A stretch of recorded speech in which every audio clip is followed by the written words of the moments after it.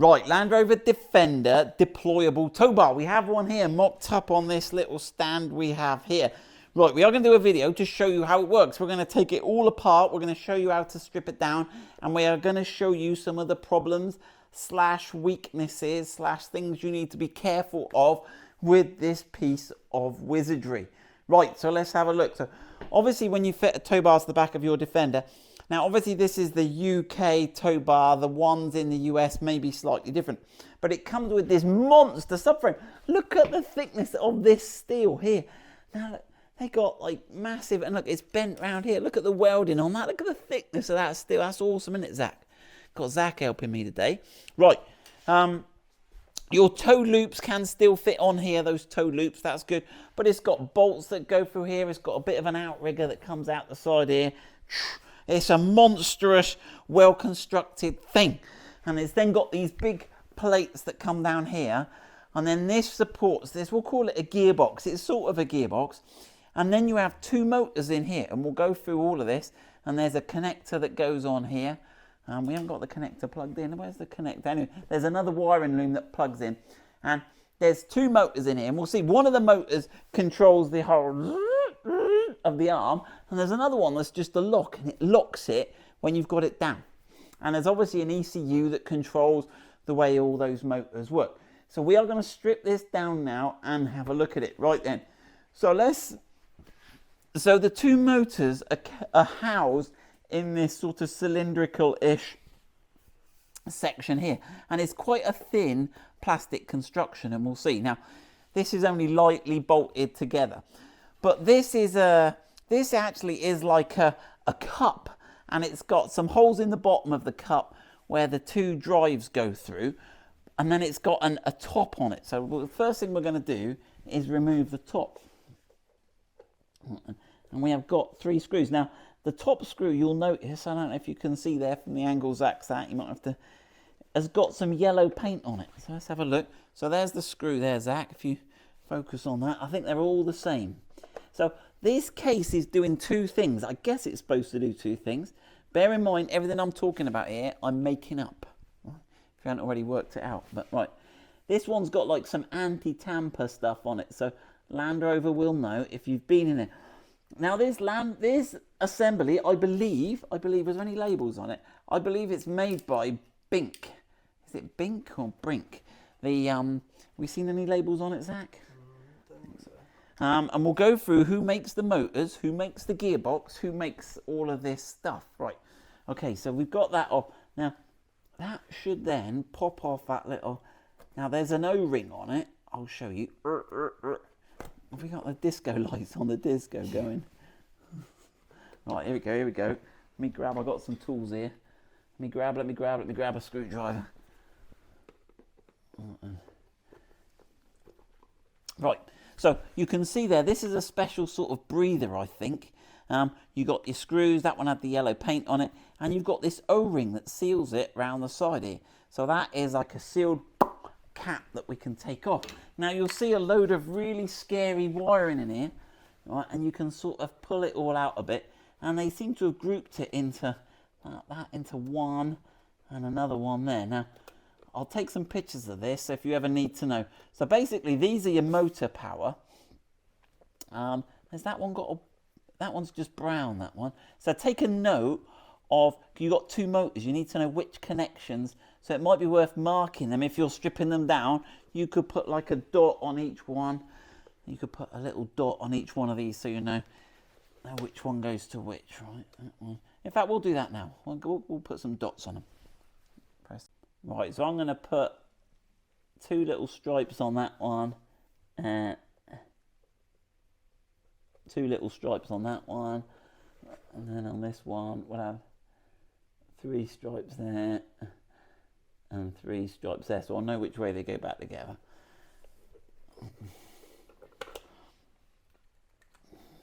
And there's a little thing you've got to press there that releases these connectors. Now it will get interesting. Now this is we will look at what the weakness is. I have got this tow bar because it's broken. So someone contacted me and said my tow bar's broken, and we'll see why. And he had to buy a whole new thing, and it's about £2,500. because Land Rover don't supply subcomponents, and we'll get into this debate in more detail. Right, now once you've got all these out, there's some other connectors here that you can pull off the back of these encoders. I'm going to put three stripes on him, because he was on my 3-stripe one. 1, 2, 3, and then there's the other encoder one there. And I'm going to put 2 stripes on him, so that my 2 stripes and my 3 stripes go together. Right. Now, the 2 bolts that hold this on are, it's sort of this shape, and there's one here and one here, but they're all the way in here, and they're an Allen key. What size is that, Zach? Can we read that?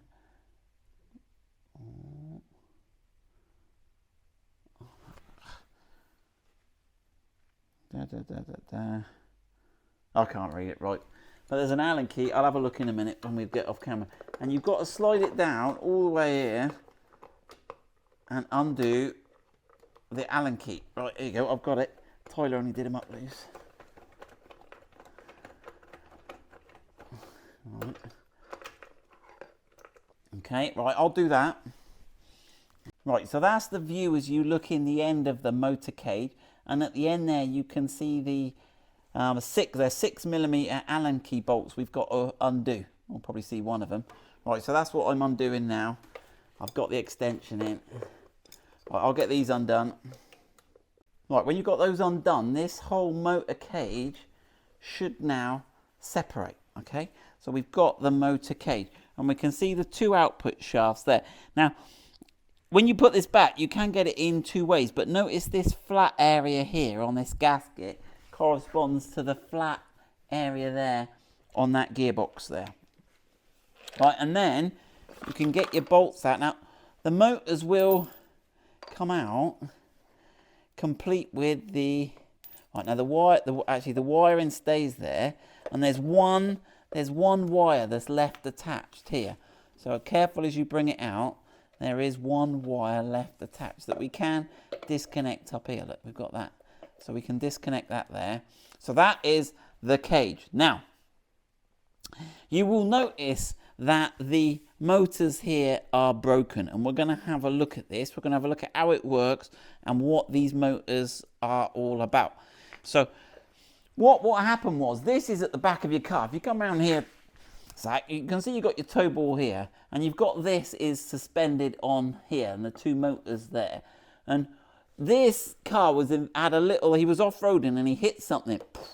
And what actually happened was this case here, I super glued it together. Let me see how strong the super glue is.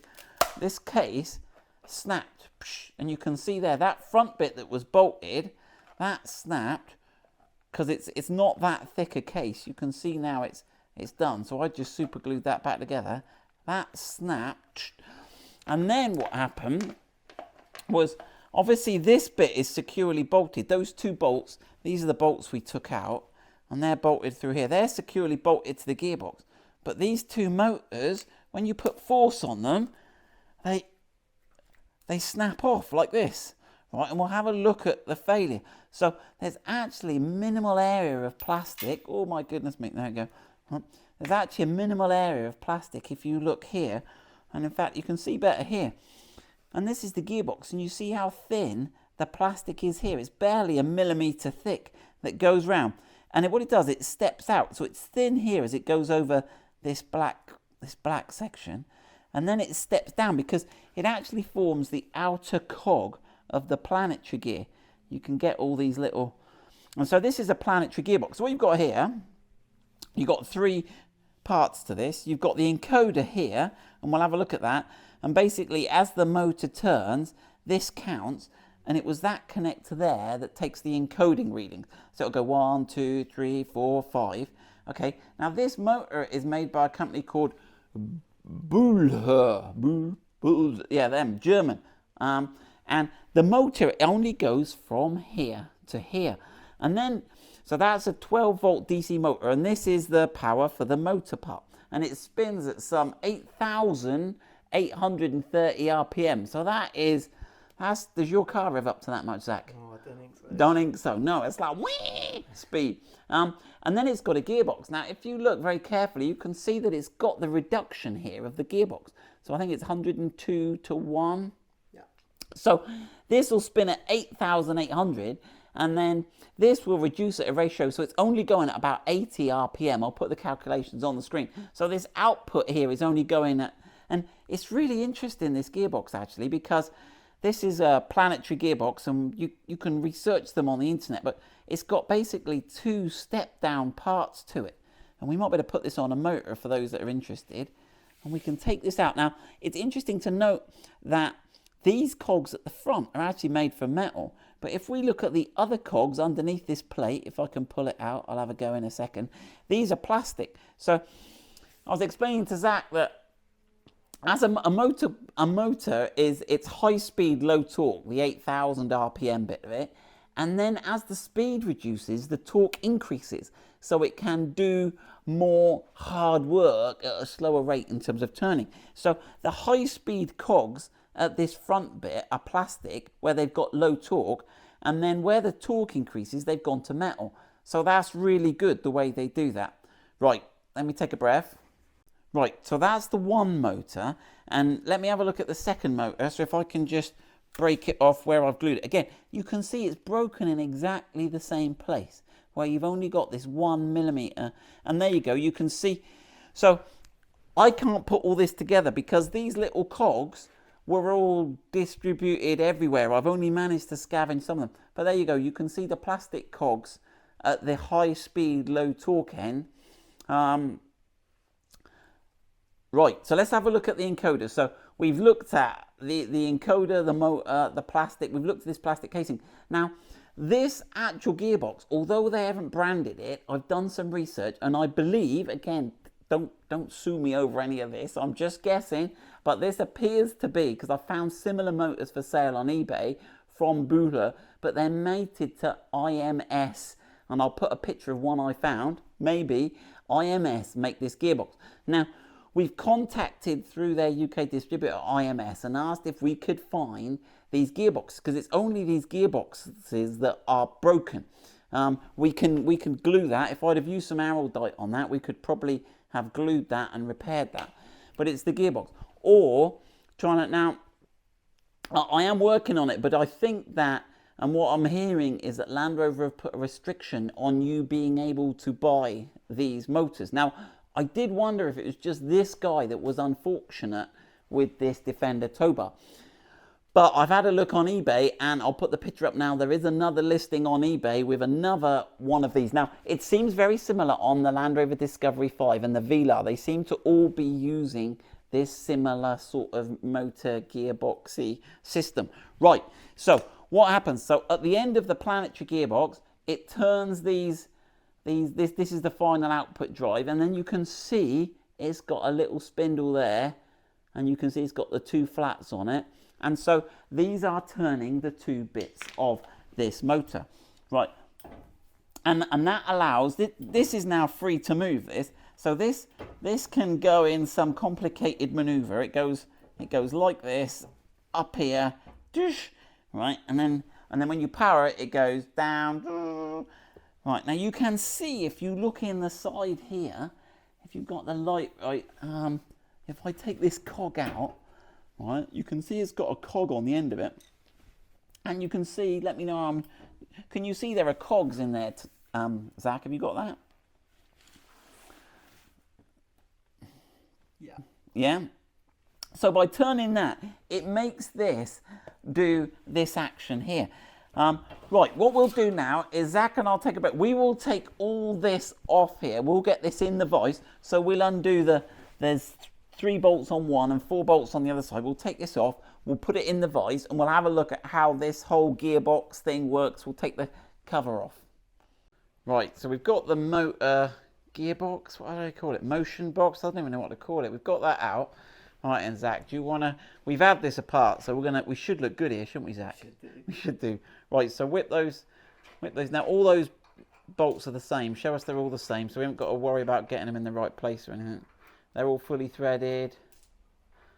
17mm spanner, that was, wasn't it? Yeah. Yeah, they're all good. Right.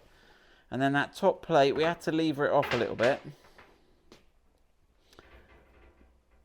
Oh, we might have to lever it off again. The screwdriver's just, oh, there you go. Right, oh, so it's all full of white grease. So this is a cast iron plate. Now, the thing to note, it's got that big pin in the middle. Can you see that there? Whoop. And we'll see what that does in a minute. That's key. But the rest of it is just basically a dumb, flat, cast iron plate. It's pretty heavy, isn't it, Zach? Make it sound heavy when you put it down. There you go. That sounded heavy. Right. And in there, we've got a little white bit of plastic that comes out. And then what you've got is this, it's like one of those hip replacement sort of joints. You can see there, we've got it. Now, at the moment, it's in the activated position, isn't it? So that would be in the in-use position. Okay, now, we've got these two cogs on this side. So this is where our two motors were driving. And we'll have a look now. We've rigged up a little thing to fit in the shaft. And we'll see what the motion of it is. So, as it comes up, there is a sort of spring that holds it there, okay, and then it's going to prescribe a motion. Now, first of all, let's show the lock mechanism, shall we, Zach? So where's your drill? So there's our drill, and we've flattened off the two ends of this. We've just got a bolt, and Zach's beautifully filed it, so that emulates the end of the motor. And then he can put that in there, and you'll see if he gets it the right way. Which way are you going? Right, and you'll see those two blocks here, they're moving in. And what that does is that locks it there. There you go, that'll do. Right, and that now cannot go down, because the first bit of action it needs to do is that needs to drop down, and this step here stops it. So if you open it up again, Zach. So one of the motors is only doing the lock and unlock. There we go.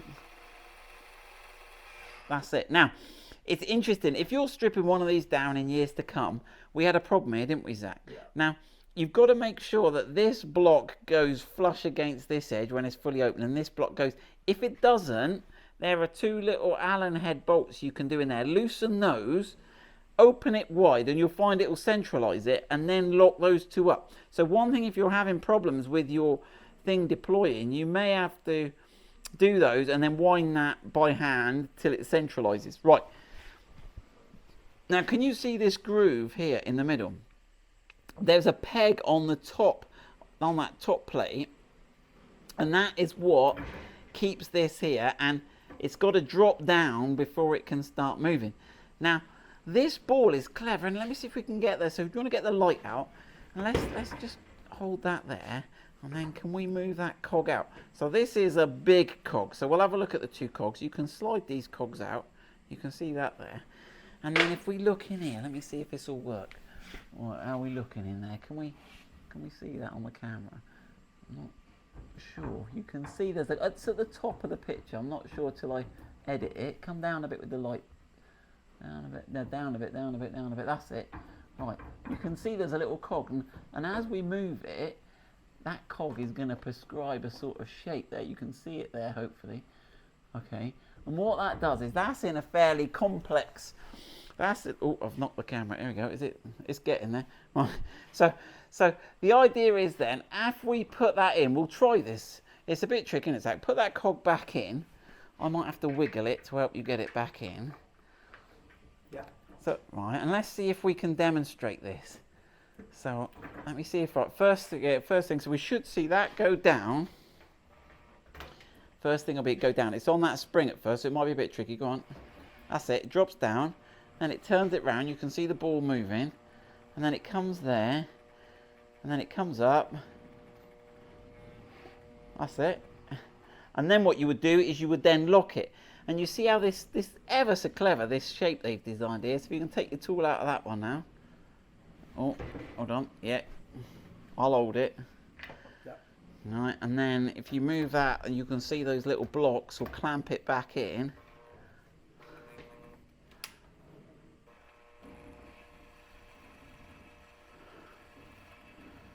That's it. Right, and that has locked it in that position now. So you've got two things there. So it's basically a sphere with a machined slot in it. But the slot has got teeth around the outside, and as you wind this bottom one here, that makes it move around the, and then this top one is the lock and unlock. So hopefully that's given you some interest. I'll give you another look in there so you can see that. So that's how that worked, but it took us a while, didn't it? And our problem was these were not perfectly aligned. So when it went out, it was catching the edge. These have to be perfect. When they go out, they both have to touch and this shaft can float, and it's these two bolts at the end that lock the position of that shaft. And I think that's going to go out over time. So there we go. We've got all that doing. We are going to put that back together now, and we are going to put it back onto the thing. And then we're going to look at designing a cover to protect the motor assembly, aren't we? Yeah. Yeah, let's do it. Right, now we've seen how that all works, we're going to get back to having a look. So if you undo these little Torx T10 screws on the inside of this mating flange, we should be able to extract. So this is actually the end of the motor shaft. So this is what the motor shaft looks like. You can see it's there, and that's the two flats. There we go. And that engages it. Right, so we've got the power supply. We'll power up one of the motors and have a look. Right, so this is the motor, and you can see we've got a power supply here. So let's just have a go at doing that. We've got it set to 12 volts. So let's have a look. If I position that, can you get down and watch the inside of that? Now, it doesn't matter which way you put the voltage on, because it will just reverse. Its DC motor, so it will go the opposite way. So let's have a look if I can get this to power up.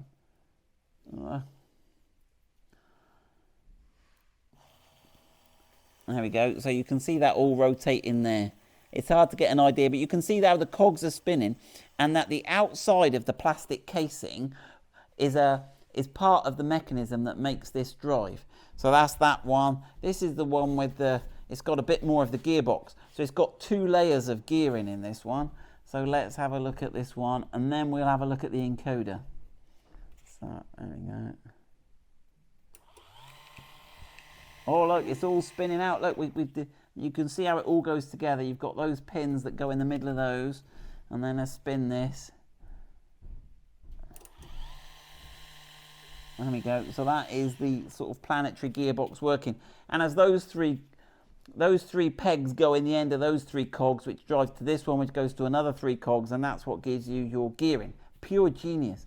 But again, you can see this thin where it's cracked.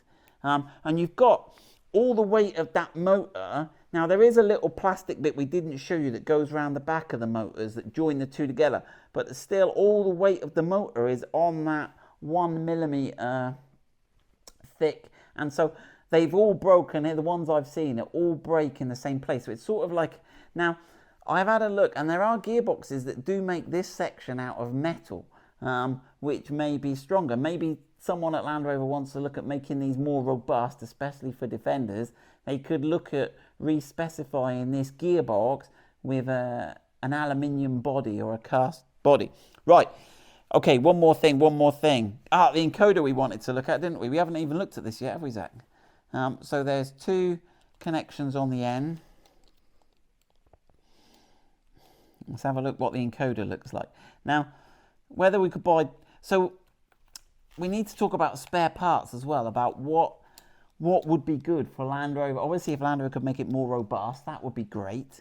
But also, if we could buy the spares, then we could fix them without having to buy a whole new... And there's a slight environmental thing about that, because if all that rear cross member and all the welding and all the energy that went into that has to be thrown away just because a motor's cracked, that's a debate that we need to have. I don't want to upset anyone. I don't want to start any... Right, so in the back there we've got some... So it looks like we've got a spindle. Now I suspect... So there's no optical, so I suspect there's some magnetism in here. Let me see if I can... Yeah, there's It's hard for me to demonstrate this, but there is. I can feel with my screwdriver there's some magnets in here. So I think there's a magnetic sensor, some Hall effect sensors in the top of here, and every time the magnet goes round, it counts a pulse. So I think what Land Rover says is the motor needs to turn, and it'll be hundreds of times because of the gear ratio, the 8,000 to the, whatever it is, 8,000 to 84. So it'll count how many times it has to do it, and then it'll know to stop. So, and then when that lock goes in, it'll know that it's gone in. So the encoding is key. You can't just put another motor on it. It needs to have the encoder and the encoder shaft. So there you go, encoder, motor, gearbox, drive to the gearbox unit. That is what we have found out about the deployable towbar. Now, I hope that will help someone disassemble, fix, analyze, fault find their deployable. What we're going to try and do is we're going to see if we can make a guard. Zach's working on this. If we can make a guard that will go over and give you more protection to that whole plastic case, so that if you're off-roading and you hit something, or if you just reverse in a car park at a bollard or something, that you'll have a little more protection. Otherwise, it's a £2,500 bill for a broken bit of gearbox. Right, good luck with that.